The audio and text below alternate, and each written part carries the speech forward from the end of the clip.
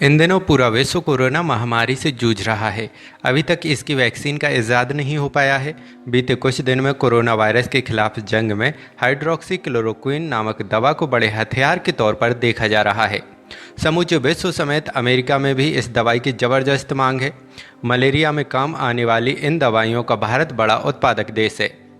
देश में hydroxy chloroquine दवाई बनाने की सबसे बड़ी कंपनी बंगाल के केमिकल एंड फार्मास्यूटिकल लिमिटेड रही है, जिसकी स्थापना आचार्य प्रफुल्ल चंद्र रे ने आज से करीब 119 साल पहले की थी।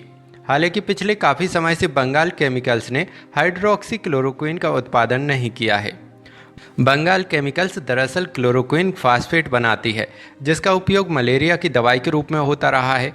क्लोरोक्विन फास्फेट का भी वही प्रभाव है जो हाल ही में चर्चा में आई हाइड्रोक्सी क्लोरोक्विन सल्फेट का है।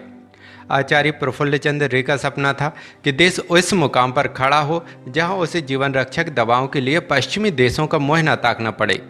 और आज दुनिया की कई बड़ी महाशक्तियां कोरोना से निपटने के लिए भारत से मदद की गुहार लगा रही हैं।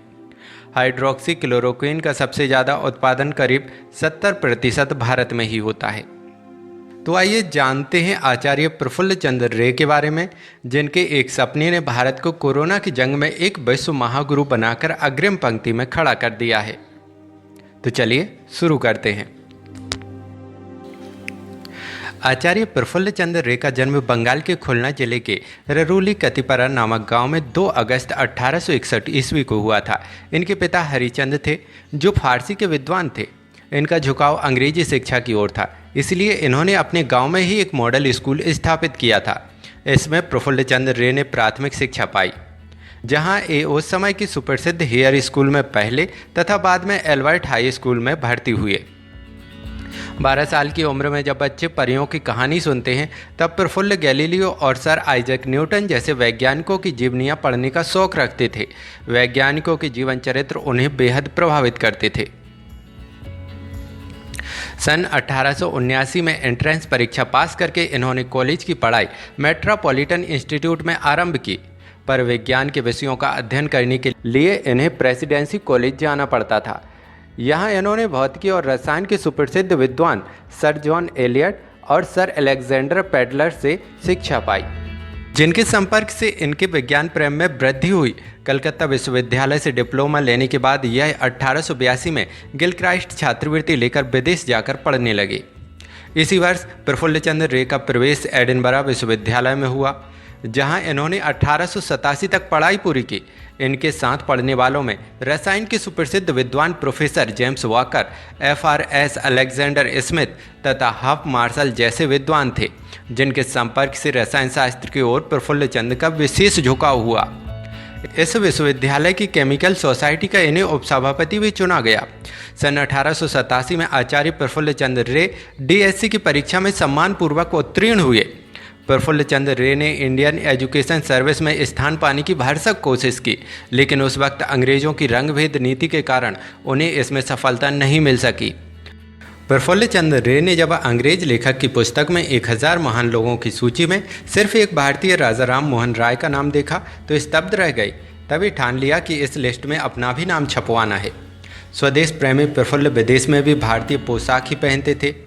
1888 में भारत लौटे तो शुरू में ही अपनी प्रयोगशाला में मशहूर वैज्ञानिक और अजीज दोस्त जगदीश चंद्र बोस के साथ 1 साल जमकर मेहनत की।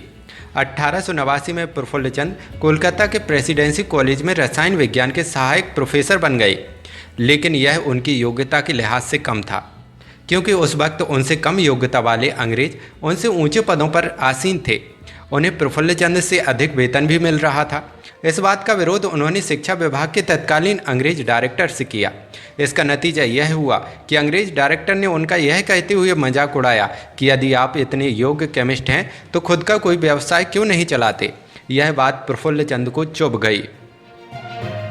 उन्होंने सन 1892 में 800 रुपये की अल्प पूंजी से अपने रहने के कमरे में ही विलायती ढंग की औषधियाँ तैयार करने के लिए बंगाल केमिकल एंड फार्मास्यूटिकल वर्ग का काम आरंभ किया। लेकिन बंगाल केमिकल्स ने हाइड्रोक्सी क्लोरोक्विन सल्फेट उत्पादन पिछले कुछ सालों से बंद कर रखा है।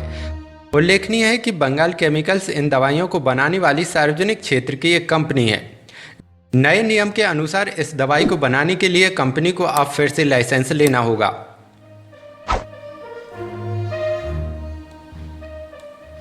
आचार्य रे पूरी तरह से रसायन शास्त्र के ज्ञान के लिए समर्पित थे।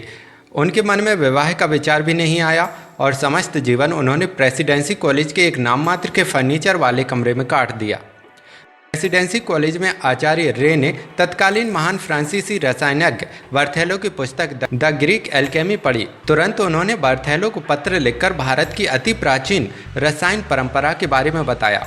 बर्थेलो को जब यह पत्र मिला तो उन्होंने आचार्य से आग्रह किया कि वो इसके बारे में और अधिक जानकारी साझा करें।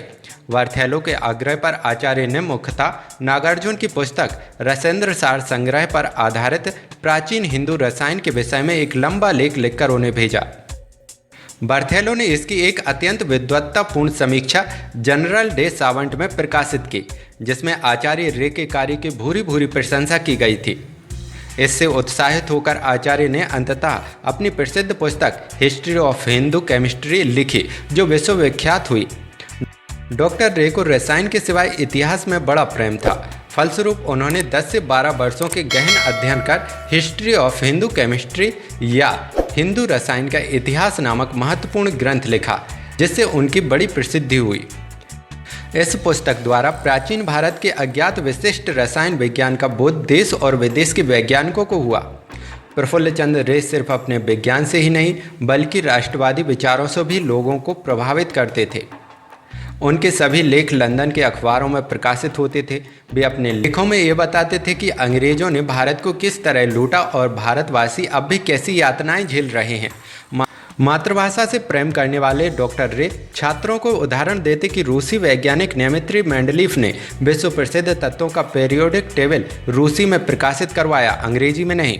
16 जून 1944 को आचार्य प्रफुल्ल चंद्र रे का निधन हो गया, लेकिन आज उनकी बनाई दवा कंपनी की वजह से लाखों लोगों की जान बच रही है।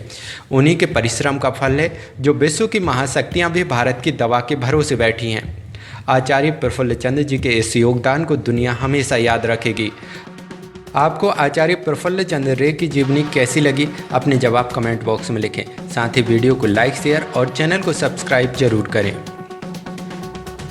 धन्यवाद। जय हिंद।